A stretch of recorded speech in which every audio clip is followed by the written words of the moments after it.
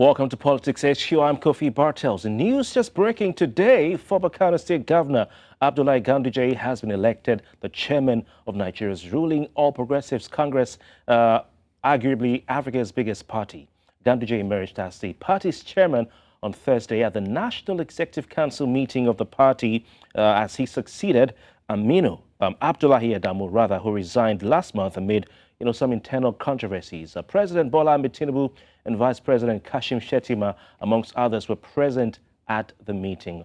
The former Kano State governor cuts a divisive figure, some will say, among members of the Nigerian political class and the general Nigerian populism. He's had some scandals. We can talk about the Ganduje scandal and all that. But he is, although he's believed to have earned the full support of President Bola Tinubu, it's yet to be known how other members of the party, the All Progressives Congress, have taken his emergence. On Politics HQ today, I have with me Aliyu Audu, the convener of the All Progressives Congress Rebirth movement. Aliyu, thank you very much for joining us on Politics HQ tonight. Good evening, and thank you for having me.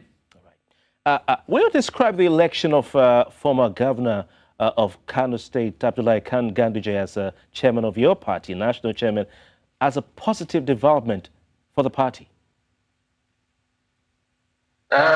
Yes, I mean, I like to look at it from two angles. The fact that there's been a deliberate obedience of the Constitution, and the steps that led towards his emergence from the caucus meeting and the NWC, then the NEC. These are all laudable steps. However, there are concerns from different angles, genuine concerns regarding the totality of obedience to our party constitution and the of course character of the elected national chairman based on information that is in public domain and the reputation which you made reference to, and the vision and the dream of the progressive-minded institution like the APC that we hope to build, and but we already know that we do not expect that there's perfection anywhere, and we are confident that by the time the stakeholders who have this concern made their case clearly before the national leader of the party and the president of the nation, he's shown in the last few days that he can reverse decision when presented with reasonable doubt, when presented with reasons beyond reasonable doubt to take a look at it again. We are aware of the review of the initially proposed 8,000 naira palliative for 12 million households. If you could come back to ask for that to be reviewed, we are confident that by the time the North Central, especially, who seem to have, who genuinely have a case in this instance, to push to the legality of this election and and the total obedience to the constitution of the APC, then we are confident we'll be able to solve some of this issue after this, and we'll move forward in a way that will be acceptable to the majority of the members of the party. Very interesting. You talked about the party's constitution there, and you also talked about the principle of zoning as enshrined in the APC constitution, which you're very well aware with. I followed an interview by the recently resigned vice chairman Northwest of your party, Salihu Ulukman, who made a point to say that if the former chairman of your party was from Nasarawa State, why are we not having the incumbent chairman also coming from Nasarawa State instead of Kano State? What do you say to that? That's very correct. That's the part of the constitution I was actually referring to, as constitution. I think it's section 3151 that made reference to replacement of members of the National Working Committee or zonal national officers elected or zonal officers elected that asked for the caucus within the state, to be the one to decide the replacement and pass them to National Working Committee that will be, passed on to the NEC for approval. And I think it's honorable, and it adds to one of the reasons some of us have tremendous amount of respect for Dr. Safi Lukman, for standing for, as an internal, check. I mean, we can't seem to look, to look beyond the human nature, of each and every one of us, especially when we are talking about managing human affairs. Like, no one is perfect, but we must always seek, to improve, to be better by the day, while keeping, close eyes on the values that we intend to run a society by, and values like fairness, justice, equity, as this fundamental, to any development or progress that any organization or any society can seek to have.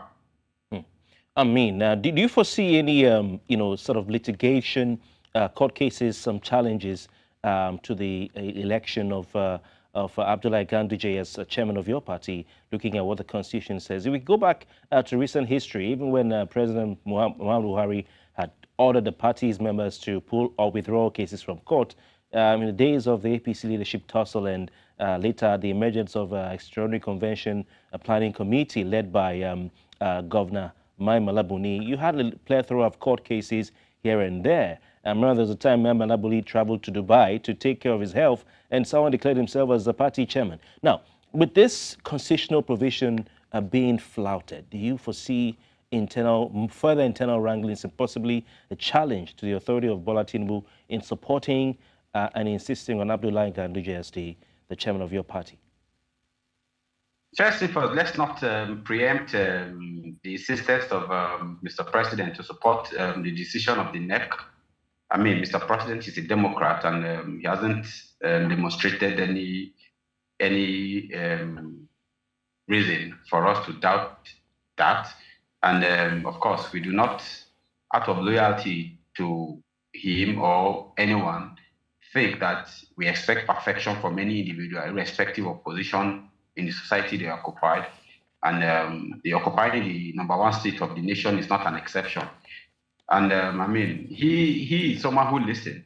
He listens to concerns, he listens to worries, and he reevaluates decisions because he's very pragmatic and scientific. And he works with information. If it's someone that I know that if presented with superior information built on the values that we have come to respect and adore, his steps, his journey to his current position, that has formed the basis of that progressive politics, the ideology of that progressive politicking and administration that we've come to love and admire him for.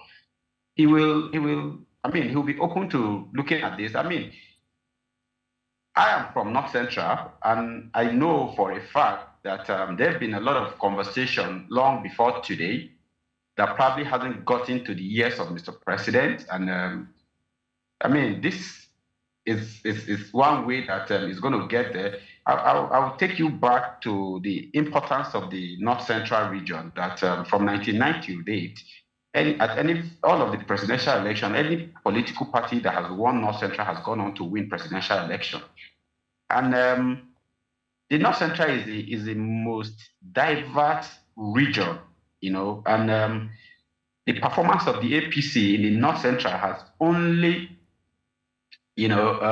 strengthened, has only shown the amount of work, the amount of belief in the party.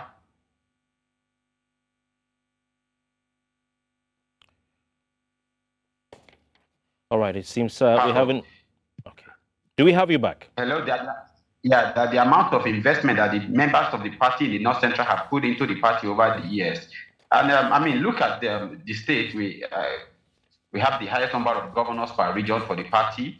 And our performance in the last, general election in terms of House of Rep members representative in the National Assembly, senator represented, we have a top, performing region like the North Central that has contributed to the success of this party, immensely from 2015 till date. And if you remember clearly from the leadership of the three arms of government, from executive to judiciary to the legislative arm, the North Central is conspicuously missing. Then in the selection of the service chiefs, the North Central happened to be conspicuously missing. To why we believe in competence, there's equally need for a look at, the distribution, so that there's a sense of fairness, a sense of justice, a sense of equity, then a sense of reward for investment in collective success. The North Central has pretty much showed that it's been loyal to the party since 2015, and it's maintained its hold. It's never gone below top 2, performing region for the country, for the party, across the country. And I think, more than anything, and in compliance with the Constitution 3151 of our party constitution, it is worth taking a look at again. I would hope that we won't have to do the litigation. That are set up, systems in place to get the audience of Mr. President and have him just look at some areas. Then we'll look at what he's looking at too, and see where, I'm confident we'll resolve this. Aliyu, Audu, thank you so much. And it's so good that you're from the North Central geopolitical zone, and you've even given us both a party's view, view of a party man, and a view of also someone who is the party from a particular zone that is affected. I want to thank you so much for your time. We'll keep monitoring the events unfolding as far as your party, the All Progressives Congress, is concerned. We certainly will have you back. Thank you for your time. Thank you for having me. It's still Politics HQ, and we'll take a short break. When we come back, of course, we have DJ Moshala and Emi Ajayi. They'll do justice to the issue of ministerial nominations and screening. Stay with us.